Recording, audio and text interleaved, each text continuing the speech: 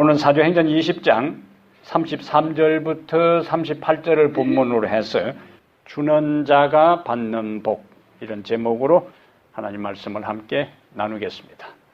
돈에 대한 탐심이 가득한 지독한 구두쇠 영감이 있었습니다.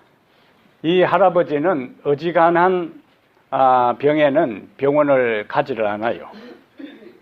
그러던 어느 날 죽을 만큼 아파서 도저히 견딜 수가 없어서 할 수 없이 병원에 갔습니다.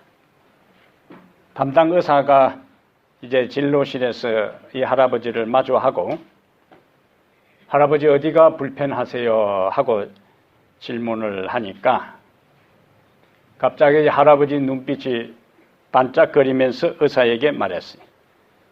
진료비 안 받으면 가르쳐 주지, 이렇게 얘기했어요. 사람들의 의식 속에 하나님과 같은 전능한 자리에 두는 한 가지가 있습니다. 이것은 어떤 사람은 하나님보다 더 높게 평가하고 더 귀중하게 생각하는 것이 있어요. 하나님 스스로도 사람들이 그것을 하나님과 동등한 자리에 두는 것을 알고 예수님께서도 그것을 언급한 적이 있습니다. 이것이 무엇일까요? 돈이요, 돈. 그래서 사람들의 의식 속에 돈이면 만사 오케이. 그래서 우스갯소리로 뭐니 해도 머니가 최고다, 그렇게 이야기를 하는 거예요. 이런 표현을 제가 본 적이 있습니다. 돈으로 집을 살 수는 있지만 가정을 살 수는 없다. 돈으로 시계는 살 수 있지만 시간은 살 수 없다. 돈으로 책은 살 수 있어도 지혜는 살 수 없다. 돈으로 의사는 살 수 있어도 건강은 살 수 없다. 돈으로 높은 직위는 살 수 있어도 존경은 살 수 없다. 돈으로 피는 살 수 있어도 생명은 살 수 없다. 돈으로 비행기 표는 살 수 있지만 천국으로 가는 표는 살 수 없다. 인간에게 실제적으로 우리의 삶에 필요한 것이 돈이요, 물질입니다. 그러나 이것이 다 이 돈으로 모든 것이 다 가능한 것은 아닙니다. 그럼에도 불구하고 사람들은 이 돈에 애착을 가지고 더 나아가서 집착하기까지 합니다. 그래서 탐욕에 사로잡혀 살아가는데 오늘 본문에는 이와 다른 인생을 산 한 사람의 이야기가 그리고 그의 삶의 소회가 간단하게 기록되어 있습니다. 에베소 장로들에게 한 마지막 고별 설교에서 바울은 33절에 이렇게 고백합니다. 내가 아무의 은이나 금이나 의복을 뭐하지 아니하고 탐하지 아니하였고 여러분이 아는 바와 같이 이 손으로 나와 내 동행들이 쓰는 것을 충당하여 범사에 여러분에게 모본을 보였다. 바울은 마지막 에베소 교인들 장로들에게 하는 고별 설교에서 자신이 그들이 가지고 있는 은이나 금을 탐하지 아니하였고 자신의 필요를 위해서 일하고 다른 동료들의 필요를 위해서 열심히 스스로 일했다 하는 이야기. 그리고는 뭐라고 말씀하시는가? 예수께서 친히 말씀하신 바 주는 것이 받는 것보다 복이 있다 함을 기억하라. 세상의 대부분의 사람들이 더 많이 소유하려고 더 많이 가지려고 발부둥을 치는데 예수님은 그러한 사람들의 의식과 생각과 애착과는 달리 주는 것이 받는 것보다 복이 있다, 그렇게 말씀하셨어요. 그러면 오늘 우리가 함께 생각할 것은 주는 것이 받는 것보다 더 복이 있는 것의 구체적인 것이 무엇인가 하는 것을 오늘 몇 가지 살펴보겠습니다. 첫 번째는 주는 자가 받는 복은 탐욕의 파괴적인 죄로부터 우리를 자유롭게 합니다. 탐욕의 어떤 죄요? 파괴적인 죄로부터 우리를 벗어나게 자유롭게 합니다. 우리는 성경에서 한 부자 청년이 예수님께 찾아와 질문을 합니다. 선생이여, 내가 무엇을 하여야 영생을 얻으리까? 예수님께서 내가 무엇을 하여야 영생을 얻으리까? 그건 굉장히 중요한 질문이잖아요. 근데 그 질문에 모순이 있습니다. 성경은 무엇을 해야 영생을 얻고 구원을 얻는다고 말하지 않아요. 우리가 구원을 얻는 것은 예수 그리스도를 믿음으로 구원 얻는데, 이 부자 청년은 선생이여 내가 무엇을 하여야 영생을 얻으리까 했을 때에 예수님께서 이러한 질문에 대해서 답을 하신 것이 상당히 우리에게도 부담이 돼요. 어떤 사람이 지난번 우리가 성경 통독해 나갈 때도 이 구절에 대해서 밑에 멘트를 쓰면서 본인은 그런 면에는 자신이 없다 하는 멘트를 썼는데, 본인은 이제 본문을 잘 이해하셔야 되는데, 예수님께서 그러한 무엇을 하여야 영생을 얻으리까 할 때에 마가복음 10장 21절에 예수께서 그를 보시고 사랑하사 이르시되 내게 아직도 한 가지 부족한 것이 있으니 가서 내게 있는 것을 일부를 팔아가 아니라 다 팔아 가난한 자들에게 주라. 그리하면 하늘에서 보화가 내게 있으리라. 그리고 와서 나를 따르라 하시니, 그 사람은 재물이 많은 거로 이 말씀으로 인하여 슬픈 기색을 띠고 근심하며 가니라. 그것으로 끝이요. 그 이후에 이 부자 청년의 이야기는 더 이상 등장하지 않습니다. 그러니까 어떤 상황이란 이야기입니까? 너가 나를 따르려면, 하늘에 들어가려면, 영생을 얻으려면 네가 가진 재물을 다 팔아. 가난한 자들에게 다 나눠주고 그리고 와서 나를 따르라. 아무리 생각해도 그것을 못하겠던 거예요. 그래서 우리가 생각할 때에 예수님을 따르고 구원을 얻고 천국에 들어가려면은 내가 가지고 있는 재산을 다 팔아 나를 따른다면은, 오늘 여러분들에게 예수님께 여러분들이 부자와 같은 질문을 했을 때에 네가 가지고 있는 재산이 많든지 적든지 다 팔아 가난한 자들에게 주고 너는 나를 따르라. 몇 사람이나 따를 수 있을까요? 별 자신 없어요. 예? 자신 없어요. 그러면 예수님께서는 왜 이 부자 청년에게, 예수님이 만난 모든 사람들에게 내가 천국에 들어가려면, 내가 구원을 얻으려면, 내가 영생을 얻으려면 내가 가진 재산을 다 팔아 나를 따르라고 다 말씀하지 않았어요. 그런데 이 부자 청년에게는 그렇게 말씀하셨거든요. 이 부자 청년에게는 가지고 있는 재산이 그에게 우상이었습니다. 그것이 천국을 가는 데 있어서 장애물이었어요. 그것을 해결하지 아니하면은 그는 구원을 얻을 수 없는 상태에 있기 때문에 예수님께서 그에게 너와 나의 관계를 가로막고 있는 천국의 길을 가는데 장애물이 되는 그것을 다 처분하고 나를 따르라. 그렇게 말씀하십니다. 이 부자 청년은 재물이 많은 거로 슬픈 기색을 띠고 돌아갔다 그랬습니다. 그는 영생보다 뭘 선택한 거예요? 재물을 선택한 거예요. 그리고 그의 인생은 끝난 겁니다. 예수님은 누가복음 12장 15절에서 삼가 모든 탐심을 물리치라. 사람의 생명이 그 소유에 넉넉한 데 있지 않다. 그렇게 말씀하셨어요. 그런데 또 다른 부자가 등장합니다. 누가복음 19장에 삭개오가 나오는데 삭개오에 대한 것을 누가가 설명할 때 어떻게 삭개오를 설명하는가? 삭개오는 세리장이요. 권력이 있는 사람이라는 거예요. 그 다음에 아주 부자였더라. 그럼 사람들이 추구하는 것이 대부분 부자이면서 권력이 있는 거. 트럼프 대통령이 부자, 돈은 뭐 평생 쓸 거 다 있으니까 이제 뭘 추구하는 거예요? 권력을 추구하는 거예요. 한국의 정주영 회장도 마찬가지. 그가 대통령이 되려고 시도했던 것은 돈은 있는데 돈 가지고는 안 되는 게 있다고 싶어요. 권력자가 그냥 세금 기쁨에 대한 것을 막 물리고 하면은 회사가 휘청휘청하니까 권력을 가져야 되겠다. 근데 삭개오는 세리장이요. 그 다음에 아주 큰 부자였더라. 그도 구원을 갈망하여 예수님께 나왔습니다. 그런데 키가 작았어요.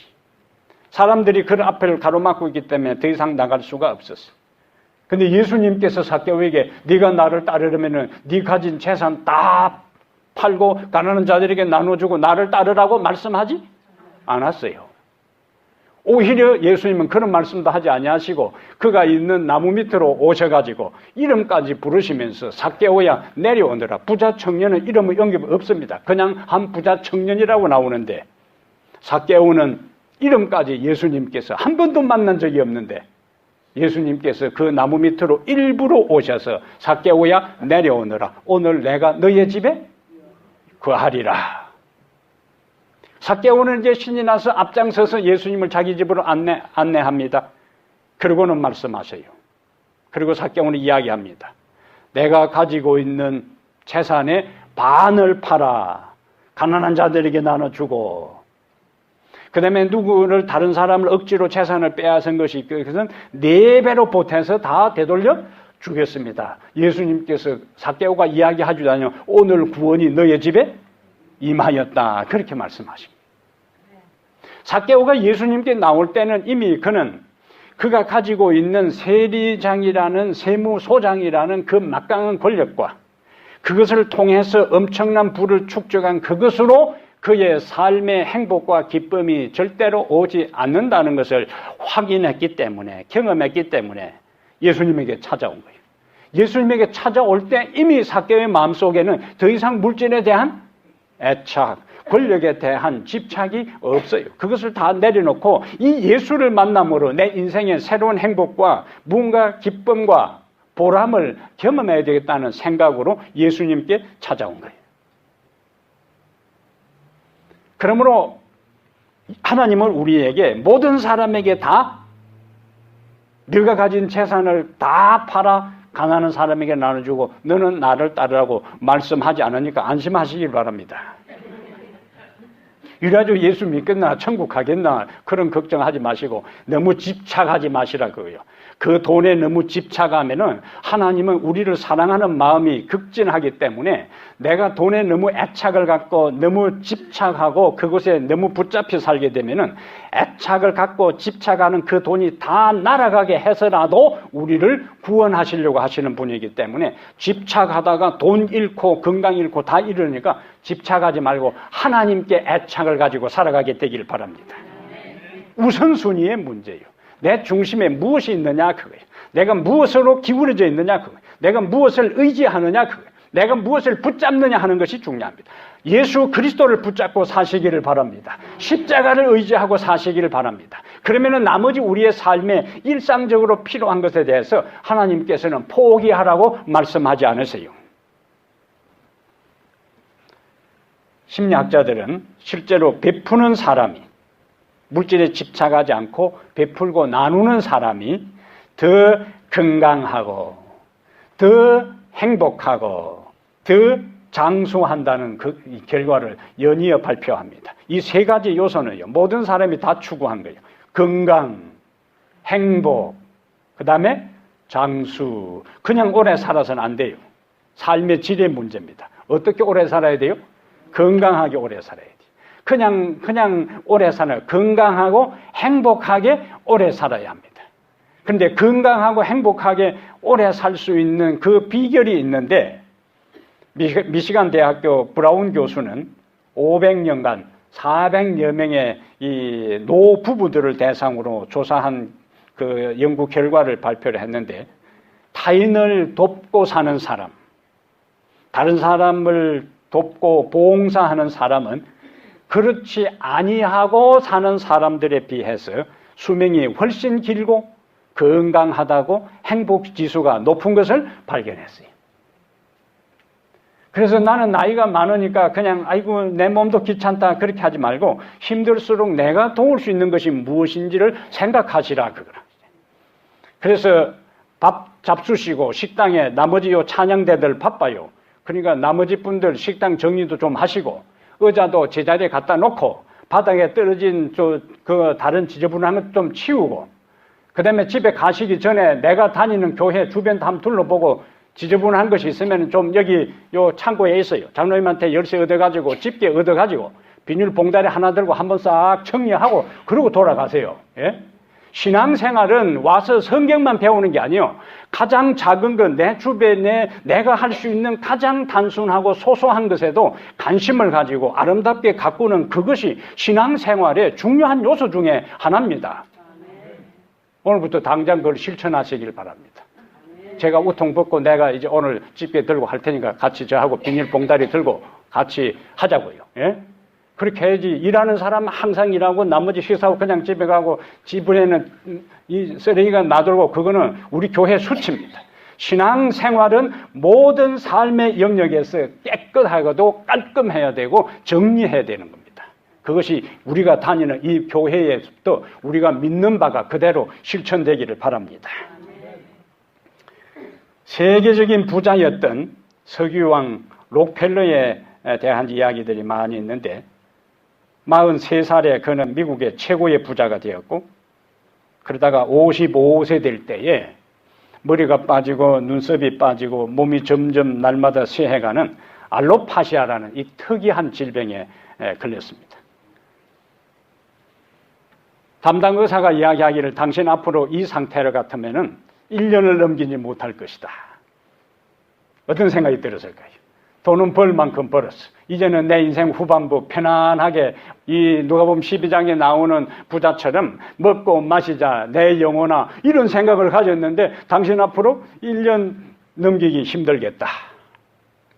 그래서 정밀 검사를 하기 위해서 이제 병원에 들어오는데 병원 로비에 보좌관들의 부축을 받아서 비서들의 부축을 받아서 병원 로비에 들어오는데 다른 때 그 병원에 몇 번 들락날락하면서도 보지 못했던 이 벽면에 걸려있는 한 액자가 있는데 주는 자가 받는 자보다 복이 있다.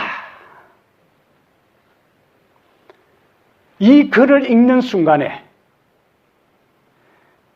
평생 이 사람이 예수님을 받아들이고 그가 신앙생활을 제대로 하기 전에는요, 무자비한 기업 사냥꾼처럼 그냥 작은 기업들을 무자비하게 사들이고는 굉장히 폭리를 취했던 아주 비양심적인 기업가였습니다.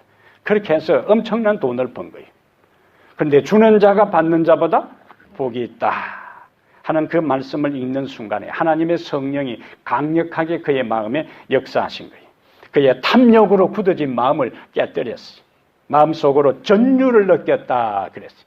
그리고는 그의 자기가 살아온 삶이 내가 인생을 잘못 살아왔구나. 내가 돈 하다가 돌아버렸구나. 그의 뺨에는 눈물이 흥건히 고일 정도로 자신의 살아온 그 삶이 순식간에 파노라마처럼 지나가면서 내가 지금까지 살아온 것처럼 살아서는 안 되겠다. 그런 결심을 하는 순간에 한쪽에서 막 시끌벅걸한 소리가 이제 들려요. 병원 원무과 쪽에서 나는 소리입니다. 한 어머니가 아주 세약한 한 딸을 데리고 와서 병원에 입원시켜달라고 계속 호소하는데 입원비가 없는 거예요. 원무과 직원은 안 된다고 계속 거부하고 그 모습을 순간적으로 바라보았던 록펠러는 비서를 보내서 자기 이름을 밝히지 말고 병원에 소용되는 모든 비용을 다 지불하도록 그렇게 했어요.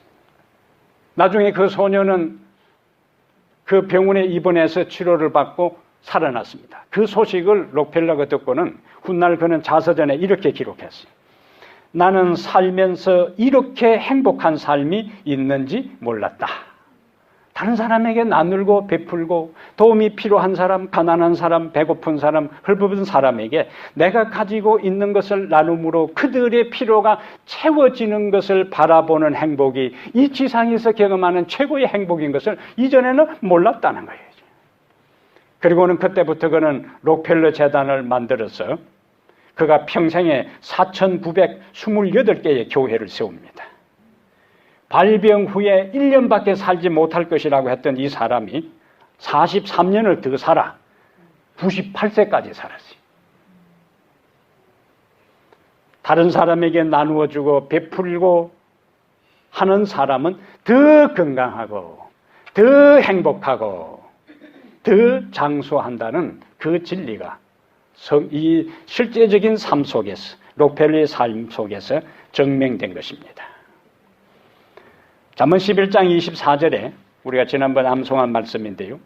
잠언 11장 23절, 24절 찾아봅시다.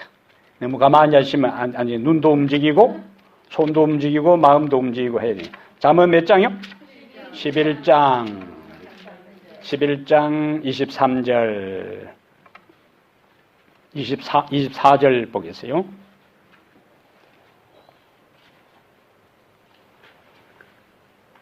흩어 구제하여도, 자 24절에 흩어 구제하여도 더욱 부하게 되는 일이 있나니 과도히 아껴도 가난하게 될 뿐이니라.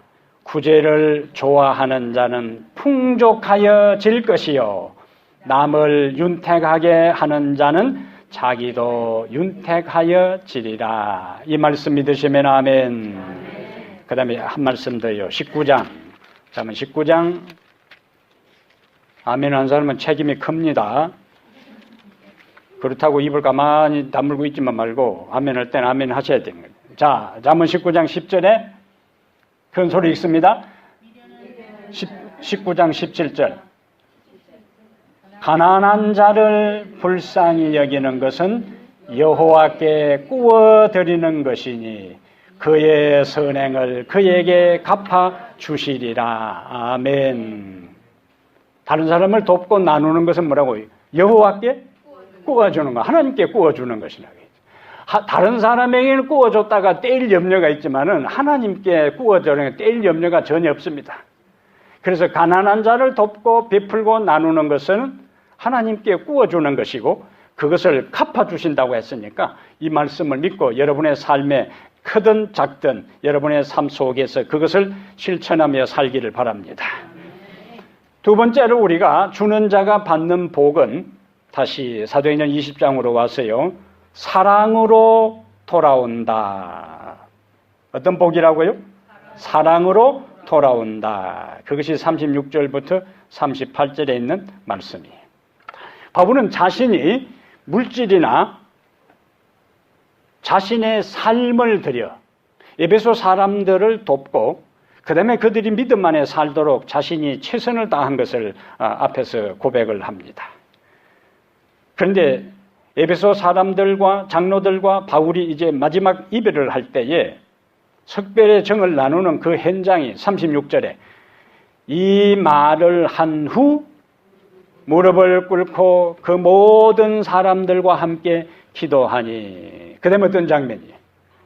다 크게 울며 바울의 목을 안고 입을 맞추고 다시 그 얼굴을 보지 못하리라 한 말로 말미암아 더욱 근심하고 배에까지 그를 전송하니라. 어떤 장면이죠? 이별하는 장면인데 그런 밋밋하게 대답하지 말고 감동적이다 이렇게 대답을 해야지. 이별하는 어떤 장면이죠? 이별하는 장면. 그거는 누가 몰라서 묻는 게 아니고 감동적인 가슴을 뭉클하게 하고 눈시울을 적시게 하고 곳곳이 찡해지게 하는 그런 장면이다. 짧은 기간 동안 에베소 교인들하고 바울이 함께 살다가 그 다음에 에베소 장로들을 초청해서 말씀을 나누고 그곳에 있는 동안에 있었던 여러 가지 이야기를 나누다가 이제 바울은 예루살렘으로 가야 되고 에베소 장로들은 다시 자기들의 삶의 터전으로 가려고 할 때에 서로 부둥켜 안고 크게 울며 만약에 여러분 바울이 에베소에서 복음을 전하면서 여기 바울이 고백한 것처럼 은이나 금을 탐하지 아니한 것이 아니라 어떻게든지 음이나 금이나 챙기려 그러고 인색하게 굴다가 에베소 장로들을 초청했고 이제 헤어지는 마당이라면 어떤 생각을 가졌을까요? 아이고 잘됐다. 조금 더 있었으면은. 근데 이들은 가슴에서 우러나오는 그 아쉬움이요. 석별의 정을 나누는 거예요. 그래서 바울은 혼신의 힘을 다하여 자신이 현실적인 그 물질적인 그것을 얻으려고 하는 대신에 자기가 가진 모든 것을 베풀고 마음을 나누고 사랑을 나누고 진리를 나누고 정성을 나누었기 때문에 이들의 마음에 깊은 감동으로 남아 있었고, 그 다음에 그것이 마지막 이별할 때에 이러한 아름다운 우리의 마음을 뭉클하게 하고 눈시울을 적시고 곳곳이 찡해지게 하고 가슴을 뭉클하게 하는 그런 장면이 펼쳐진 겁니다. 누군가를 사랑으로 돕는다면 그것은 결정적인 순간에 정으로 되돌아오고 사랑으로 되돌아오고, 어떤 경우에는 물질적으로 내가 위기에 처할 때에 내가 어떤 사람을 도와주었는데 그때는 그냥 도와주고 잊어버렸지만 세상 만사는 돌고 도는 겁니다. 지난 6월 30일에 아프리카 나이지리아 중부의 한 이슬람 사원에 살벌한 광경이 펼쳐졌는데, 무기로 중무장한 이슬람 교도들이 같은 이슬람 성직자 이만이라 그래. 이맘. 우리는 목사라, 패스터를 목사라 하는데 이슬람 성직자를 이맘이라 그렇게 부릅니다. 한 이슬람 성직자에게 총을 겨누면서 숨겨놓은 모든 사람을 빨리 내놓으라고 이제 협박을 했어요. 반복해서 겁박을 하는데 요구사항을 따르지 아니하면 이 이슬람 사원을 불태워버리고 당신을 죽이고 당신의 집에 있는 모든 것을 다 약탈하겠다고 계속 총을 가슴에다가 겨누고 겁박을 했어요. 이슬람 성직자 이맘은 이제 이만 떠나달라고 그들에게 엎드려서 완전히 그 성직자이지만은 200여 명이 총칼로 무장해서 그를 협박하면서 숨겨놓은 사람을 내놓으라 하니까 이 이슬람 이맘은 이만 떠나달라고 엎드려서 그들에게 했을 때에 한참 옥신각신하던 이 폭도들이 그 현장을 떠났어요. 그러면 무슨 일이 있었느냐? 불과 몇 시간 전에 이웃 마을에 사는 기독교인 262명이 300여 명의 무장한 이슬람 이 군중들에게 공격을 받고 무작정 도피해서 도망온 것이 어디냐? 이슬람 사원이요. 적의 소굴로 들어간 겁니다. 그러니까 300여 명의 이슬람 이 군인들은 뭐 이슬람 사원으로 도피했으니까 적의 소굴로, 자기들 소굴로 그대로 왔으니까 이들을 완전히 죽일 수 있는 절호의 기회라 생각하고 왔는데 이슬람 이 성직자가 완강하게 문을 닫고 그 모스크 안에 들어가지 못하도록 한 겁니다. 나중에 이 성직자가 영국의 BBC 방송하고 인터뷰를 하는데 왜 자기가 이 기독교인들을 숨겨주었는지를 고백을 하는 것이 우리에게 굉장히 시사한 바가 있습니다. 그런 BBC 방송과 인터뷰에서 이렇게 이야기합니다.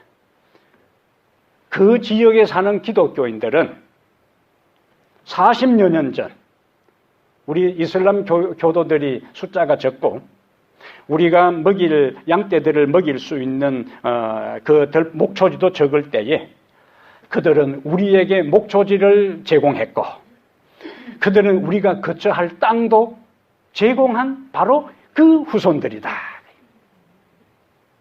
40여 년 전에 기독교인들이 그 동네에 그 마을 그 지역에 더 많았고 이슬람 교도들이 적었어요. 소수였어요.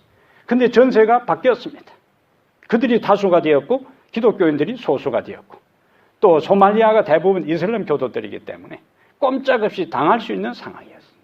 만약에 40여 년 전에 기독교인들이 베풀지 아니하고 자기 욕심 차리고 숫자가 많다 하고 그 위세를 자랑했더라면 262명은 고스란히 처형당하고 말았을 거예요. 이들은 그 훗날을 대비하고 이렇게 한 게 아니에요. 그냥 하나님의 마음으로 종교는 다르다 할지라도 추구하는 길은 다르다 할지라도 그들이 먹일 목초지가 부족하고 그 할 처소가 없을 때에 마을의 한 켠을 그들에게 떼준 그 작은 선행, 작은 베품 하나가 40년 후에 그 마을 사람들이 몰살할 수 있는 절대절명의 위기의 때에 살아남을 수 있는 아름다운 그 기회가 된 걸 누가 알았겠어요? 전도서 11장 가보겠습니다.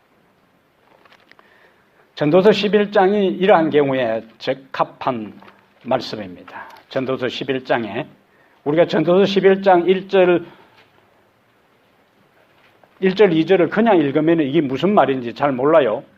한번 잘 보겠습니다. 다 찾아보세요. 안 찾아보고 나중에 무슨 말인지 하지 말고 오늘 찾는 분들은 다음에 읽을 때 정확하게 알 수가 있어요. 전도서 몇 장이요? 11장. 자, 1절 보세요. 너는 내 떡을 어디 던지라고요? 물 위에 던져라. 여러 날 후에 도로 찾으리라. 7에게나 8에게 나눠 줄지어다. 무슨 재앙이 땅에 임할는지 네가 알지 못함이니라. 여기 떡은 다른 사람에게 필요한 가장 결정적인 거예요. 우리의 생명을 유지할 수 있는 필수적인 겁니다. 근데 그것을 땅 위에 던지라고 하지 않고 물 위에 던지라 그랬어요. 물 위에 던지면 가라앉아 버리고 물 위에 던지면 떠내려 버립니다. 도와주는 것으로 끝내라 그거예요. 도와주는 것으로. 그런데 물 위에 던진 것은 상식적으로 다시 찾을 수가 없는데 1절 마지막에 여러 날 후에 도로 찾으리라. 7에게나 8에게나 나눠 줄지어다. 무슨 재앙이 땅에 임할는지 네가 알지 못함이니라. 이것은 베풀 수 있을 때에 베풀라 그거예요. 나눌 수 있을 때에 나누라 그거예요. 사랑할 수 있을 때 사랑하라 그거예요. 용서할 수 있을 때 용서하라 그거예요. 이해할 수 있을 때 이해하라 그거예요. 이렇게 하면은 우선은 당장에 그것은 물에 떠내려가 버리고 물에 잠겨서 흔적도 없이 사라지는 것처럼 보이지만 몇 날 후에 도로 체절이라 재앙이 있을 때 그것이 해결될 것이라. 바로 40여 년 전에 그냥 자기 옆에 있는 종교가 다른 믿는 바가 다른 이슬람 교도들에게 땅을 허락하고 목초주를 베푼 그것이 40년 후에 재앙이 닥친 그때에 살아남을 수 있는 기회가 된 것처럼 하나님의 백성들이 이 땅에서 베풀고 나누고 예수의 마음과 정신으로 살아가게 되면 그 베푼 사랑은 반드시 우리에게 되돌아 온다는 사실을 기억하고 그렇게 살아가게 되기를 바랍니다. 움켜잡는다고 되는 게 아니에요. 베풀고 나누고 던져주면은 하나님께서 그것은 나에게 꾼 것이 하나님께 요즘 여기 미국에 돈 맡겨봐야 이자 붙지도 않아요. 하나님께 맡겨놓으면은 이자 10% 20%가 아니라 우리가 상상할 수 없을 정도로 하나님께서 이자를 불려가지고 우리에게 되돌려 줄 것을 믿게 되기를 바랍니다. 이게 이 세상을 살아가는 하나님의 백성들의 지혜요. 그 지혜가 어디 있는가? 하나님의 말씀 안에 있어요. 하나님의 말씀 안에 있는 그 가르침을 따라 그대로 살아가는 사람은 나가도 복을 받고 들어가도 복을 받는 축복을 누리게 될 것을 확신하게 되기를 바랍니다.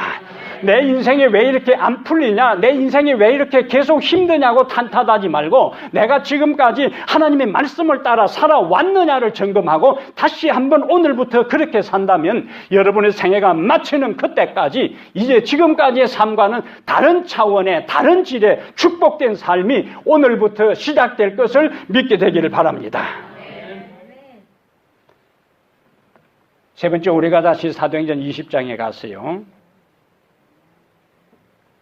주는 자가 받는 세 번째 복이 뭐냐? 예수님의 삶에 동참하는 복입니다. 무슨 복이요? 예수님의 삶에 동참하는 복. 예수님은 주는 것이 무엇인지를 그의 삶을 통해서 구현해서 우리에게 보여주셨어요. 그는 하늘을 다 버리고 이 세상에 오셨고 번세도 버리고 보좌도 버리고 영광도 버리고 하나님의 자리도 내려놓고 비천한 마국간에 이 세상에 이스라엘의 왕이 되기 위해서 오신 것이 아니라 십자가에 오르기 위해서 그는 이 세상에 오셨어요. 고린도서 8장 9절에 부유한 자로서 자신이 가난하게 되셨다. 성경의 하나님의 모습은 주시는 분입니다. 요한복음 3장 16절에 하나님이 세상을 이처럼 사랑하사 독생자를 주셨으니 하나님은 주시는 분이에요. 하나님은 아들을 주셨고 아들은 이 세상에 오셔서 자신의 전부를 우리를 위해 주셨어요. 그리고 오늘 우리가 하루하루 살아가는 데 있어서 필요한 모든 것까지도 지금도 끊임없이 그분은 우리에게 공급하여 주시는 분이 하나님이십니다. 바울은 오늘 본문을 통해서 에베소 장로들에게 주는 자가 받는 것보다 복이 있다라는 예수의 말씀을 소개하고 있습니다. 누가 먼저 다른 사람에게 줄 수 있는가? 먼저 하나님이 제공한, 하나님이 주신 그리스도를 받아들이고 예수님이 주신 구원을 받아들이고 예수님이 주신 용서를 받아들이고 예수님이 주신 생명을 먼저 받은 자들이 이제는 다른 사람에게 나누어 줄 수 있는데, 다른 사람에게 나누어 주는 것이 뭐냐? 그것이 전도다. 그거예요. 복음 전도는 예수님의 삶에 동참하는 첫걸음이 되고 복음을 나누어 주는 것을 통해 우리는 복 있는 자가 될 수가 있습니다. 전도는 예수님을 통해 살아난 우리가 이제는 다른 사람을 살리는 일이요. 전도는 무슨 일이라고요? 다른 사람을 살리는 일. 이것보다 중요한 일이 이 세상에 더 어디 있겠어요? 지난 6월 23일 태국의 탐 루앙 동굴에 코치 한 명과 유소년 축구 이 어린 아이들 12명이 동굴 관광을 갔다가 갑자기 부르는 폭우로 인해서 동굴 입구가 잠겨버리고 말았어요. 그리고 그들은 완전히 고립되었어요. 생사가 불투명한 상태에서 수색 열흘 만에 지난 7월 2일에 영국인 동굴 구조 전문가들에 의해서 동굴 입구에서 4km 안쪽에 주변은 흙탕물로 가득 차 있는 그 가운데 우뚝 선 그 바위에 13명이 있는 생존을 확인하게 된 것입니다. 지금 구조 작업이 한창 진행 중인데요.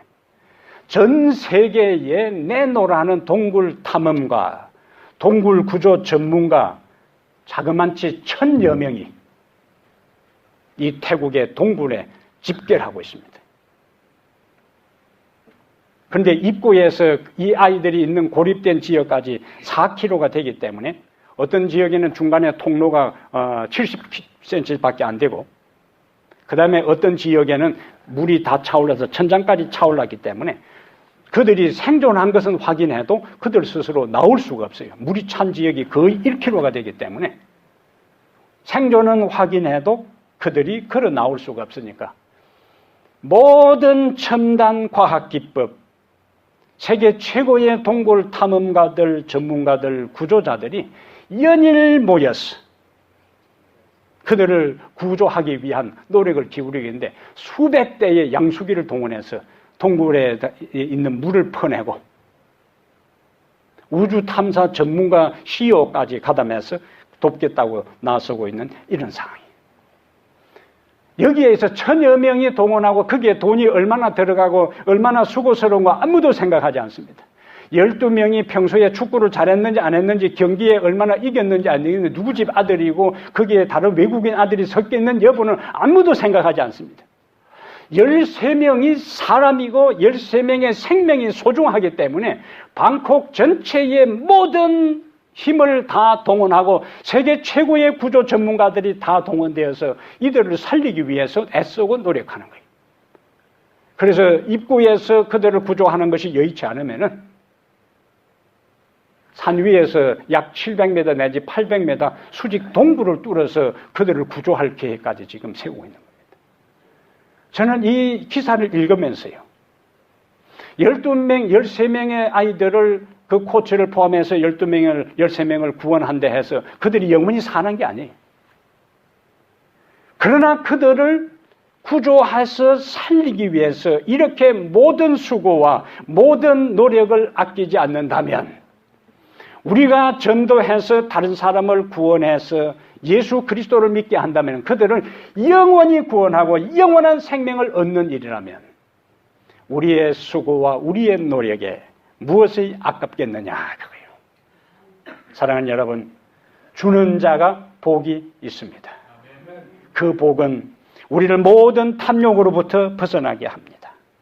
그 복은 사랑으로 다시 우리에게 돌아오는 것입니다. 그 복은 예수님의 구원사역에 동참하는 거예요. 다른 사람에게 줄 수 있는 가장 소중한 것은 생명을 나누어 주는 것입니다. 다른 사람에게 주는 가장 가치 있는 것은 우리가 발견한 예수 그리스도를 그들에게 소개하고 나누어 주는 것입니다.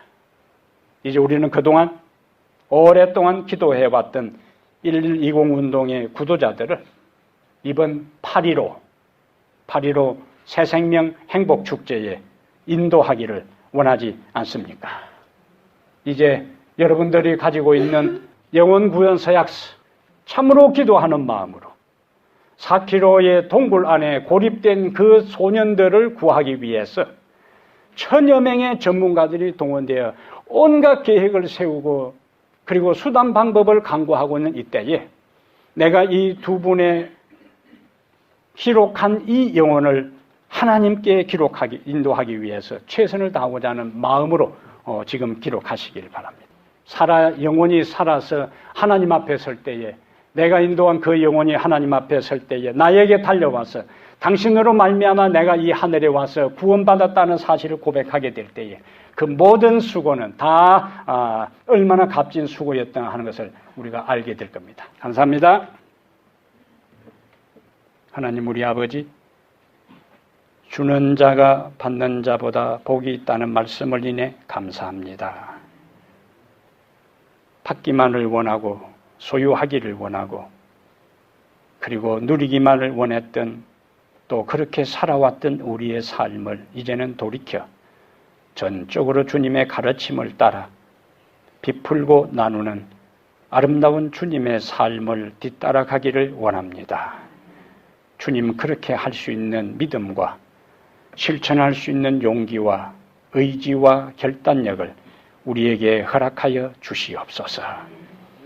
주께서 우리에게 주신 이 명령을 따라 살아갈 때 가장 중요한 복음을 나누는, 생명을 나누는 이 일에 우리 모두가 동참하여 우리가 주님을 통하여 구원을 받은 것처럼 이제 이 받은 구원과 용서와 소망과 영생과 하늘의 놀라운 소식을 다른 사람에게 베풀고 나누는 자들이 되게 하여 주시옵소서.